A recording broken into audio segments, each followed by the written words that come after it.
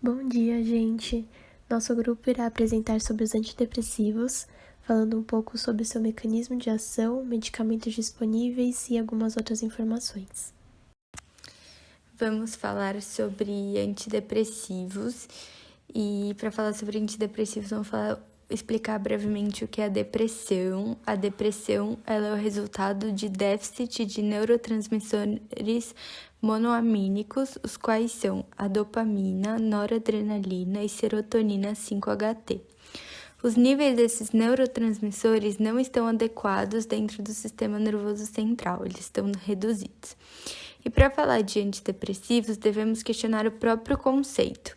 Afinal, os fármacos antidepressivos são utilizados para muitos outros distúrbios médicos, além da depressão, como, por exemplo, o toque, a ansiedade, pânico, estresse pós-traumático, entre outros. Mas, infelizmente, na ausência de uma definição melhor, continuaremos a usar essa denominação. Os antidepressivos são psicotrópicos e seus principais objetivos são melhorar a qualidade de vida da pessoa com depressão, diminuir a necessidade de hospitalização, minimizar os riscos de suicídio e reduzir as voltas das crises depressivas, ou seja, eliminar os sintomas, recuperar a capacidade funcional e social e impedir a recorrência da doença.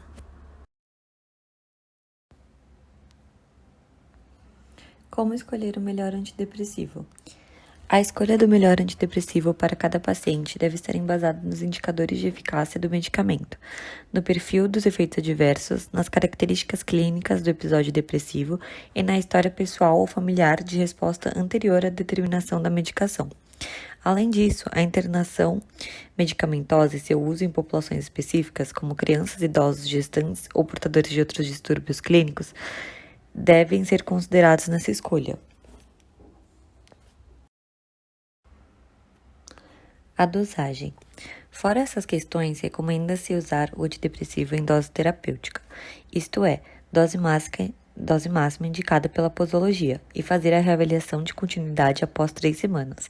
Caso não haja nenhum tipo de resposta, o tempo adequado de tratamento varia de 6 a 12 semanas. E caso haja suspensão de medicação, essa deverá ser feita gradativamente, para evitar sintomas e descontinuação abrupta. Existem 10 tipos de antidepressivos, dentre eles temos inibidores de monoaminoxidase, inibidores não seletivos da recaptação de monoaminas tricíclicas, inibidores seletivos da recaptação de dopamina, porém nosso foco será nos inibidores seletivos da recaptação de serotonina, porque são os mais utilizados atualmente. Em geral, os antidepressivos possuem o mesmo mecanismo de ação, ou seja, produzem um aumento na concentração de dopamina, noradrenalina e serotonina na fenda sináptica, por meio do bloqueio da recaptação neural. Com isso, o mecanismo de ação dos inibidores seletivos da recaptação de serotonina é inibir a recaptação desse neurotransmissor, ou seja, bloquear a recaptação de serotonina, atuando na quarta fase da sinapse, sendo agonista, portanto, contribuindo para a maior eficiência do neurotransmissor. Uma vez que esses psicotrópicos inibem a recaptação, a serotonina permanece por mais tempo na fenda sináptica, que, por consequência, traz a melhora dos sintomas da depressão. Os inibidores seletivos da recaptação de serotonina não exercem ação sobre a dopamina e a noradrenalina, pois eles possuem uma manifestação de efeitos adversos menos exacerbada devido à baixa afinidade com esses neurotransmissores. Por fim, eles, como todos os outros, também devem buscar a remissão, ou seja, o nível adequado de humor. E para aumentar a eficiência do antidepressivo, também é necessário a realização de psicoterapia. Os exemplos de ISRS são fluoxetina, paroxetina, sertralina, citalopram, fluvoxamina e citalopram. E seus nomes comerciais são Prozac, Pondera, Zoloft, Procimax, Luvox ou Revoque e Lexapro. De acordo com Moreno e Taveira, 2014, a sertralina e a paroxetina são os mais potentes inibidores da recaptação de serotonina. Os inibidores seletivos de recaptação de serotonina devem ser iniciados com doses baixas, como de 5 a 10 mg, e seu aumento deve ser de forma lenta e progressiva. Assim que alcançar a sua dose adequada, deve-se esperar de 4 a 6 semanas para avaliar a resposta terapêutica.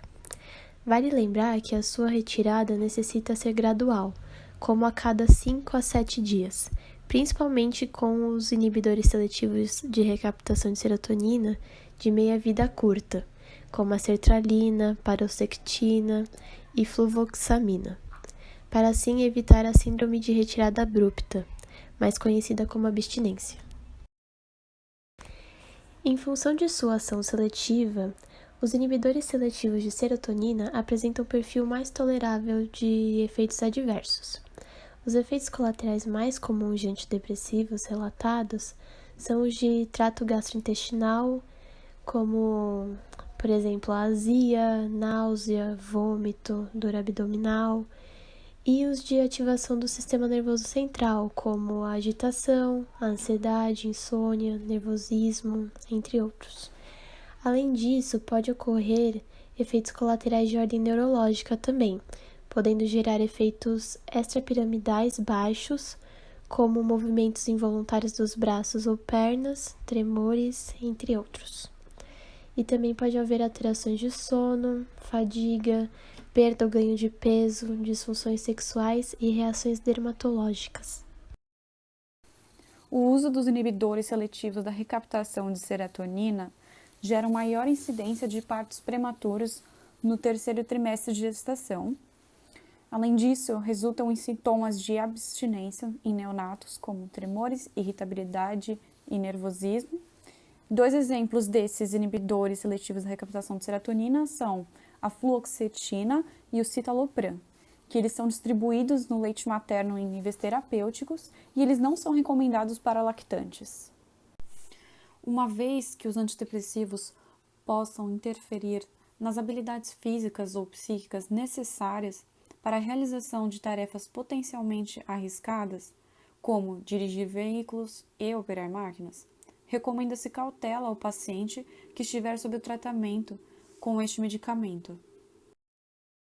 Falando um pouco sobre as interações medicamentosas dos inibidores seletivos de recaptação de serotonina, também conhecido como ISRS, eles podem interagir com os antidepressivos tricíclicos, aumentando seus níveis, podendo haver risco de toxicidade aumentada.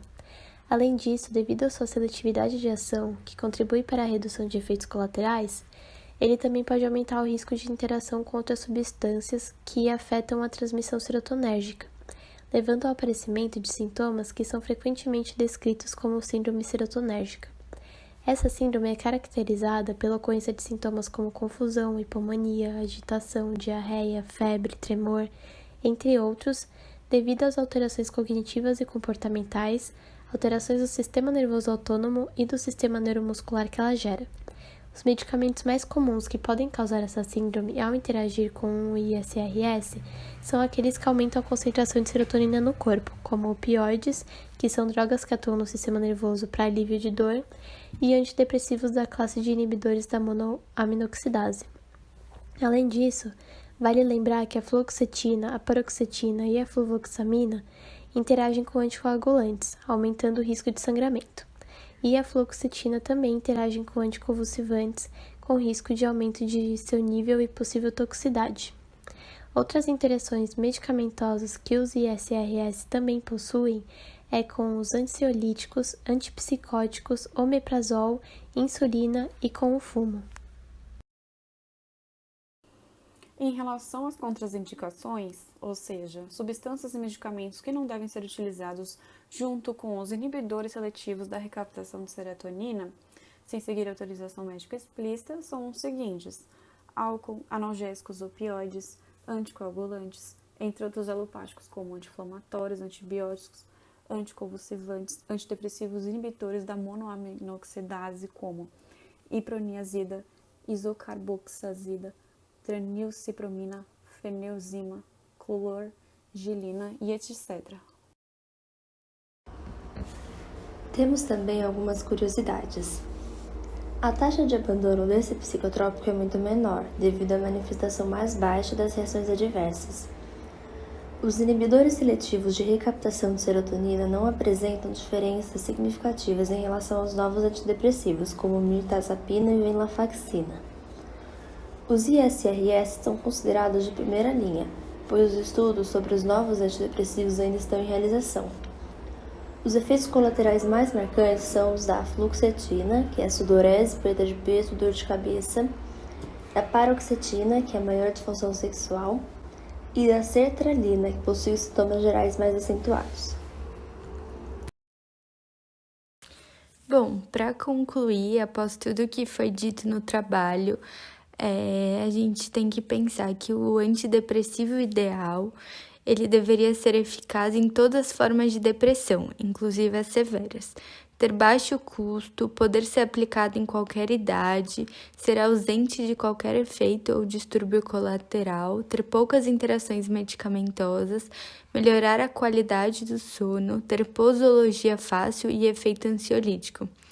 Claramente, esse fármaco ainda não existe e nos faz questionar se algum dia existirá. De modo que decidir o que prescrever ou não para cada paciente, por enquanto, é uma questão absolutamente crucial na prática psiquiátrica. Reiterando o quanto que é importante esse cuidado médico do psiquiatra na hora de escolher o melhor antidepressivo para o paciente.